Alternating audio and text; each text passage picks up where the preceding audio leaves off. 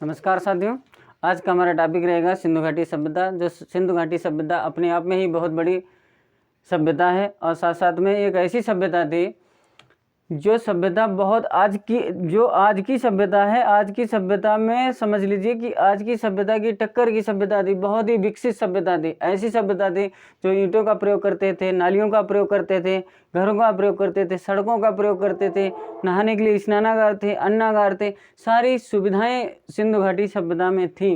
एक ऐसी सभ्यता जो पृथ्वी के नीचे जमीन में दब के रह गई और पूरी सभ्यता की सभ्यता ही नष्ट हो गई। तो उस सभ्यता के बारे में आज हम कुछ जानकारी आप लोगों को देने की कोशिश करेंगे। देखिए, हड़प्पा सभ्यता जो थी वो एक कांस्य युगीन सभ्यता है, ताम्र पाषाणिक सभ्यता है, ताम्र पाषाणिक सभ्यता है। और इस सभ्यता का जो महानिदेशन किया है खुदाई करने का, वो किया है जॉन मार्शल के द्वारा। अगर क्वेश्चन आता है कि सिंधु घाटी सभ्यता का महानिदेशक कौन थे, तो जॉन मार्शल थे। तो उसके महानिदेशक हैं और निर्देशन किसके द्वारा किया गया? दयाराम साहनी के द्वारा किया गया। दयाराम साहनी ने 1921 में हड़प्पा नामक स्थान की खोज की। हड़प्पा कहाँ पड़ता है? पाकिस्तान में पड़ता है, ठीक है, और रावी नदी के किनारे पड़ता है। 1921 में दयाराम साहनी जी के द्वारा खोज की गई। और एक क्वेश्चन ये भी आता है कि हड़प्पा सभ्यता, सिंधु घाटी सभ्यता को हड़प्पा सभ्यता क्यों कहा जाता है?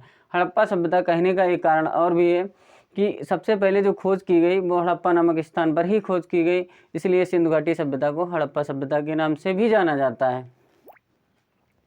और हम देखते हैं कि राखालदास बनर्जी के द्वारा मोहनजोदड़ो की खोज की गई। मोहनजोदड़ो जो है सिंधु नदी के किनारे स्थित है, 1922 में खोज की गई। और ये तो थी कुछ बेसिक जानकारी। बाकी हम देखते हैं कि सिंधु घाटी सभ्यता कहाँ कहाँ तक फैली हुई थी, उसको हम एक ग्राफ के जरिए समझने का प्रयास करेंगे, ठीक है। अब देखिए, इस तरीके से ग्राफ होता है कि उत्तर इस साइड में होता है, दक्षिण इस साइड में होता है, पूरब इस साइड में होता है, पश्चिम इस साइड में होता है। अब हम देखने की कोशिश करेंगे कि ये पूरब से लगा करके पश्चिम तक, पूरब से लगा करके पश्चिम तक 1600 किलोमीटर तक फैली हुई थी। सबसे पूर्वी स्थान है आलमगीरपुर। आलमगीरपुर पड़ता है उत्तर प्रदेश में। उत्तर प्रदेश में कौन सी नदी के किनारे? हिंडन नदी के किनारे स्थित थी, हिंडन नदी के किनारे स्थित थी। और सबसे पश्चिमी जो है, पश्चिमी भाग कौन सा था? सुतका गेंडोर था। सुतका गेंडोर बलूचिस्तान में पड़ता है। बलूचिस्तान में कौन सी नदी के किनारे? दाशक नदी के किनारे स्थित था।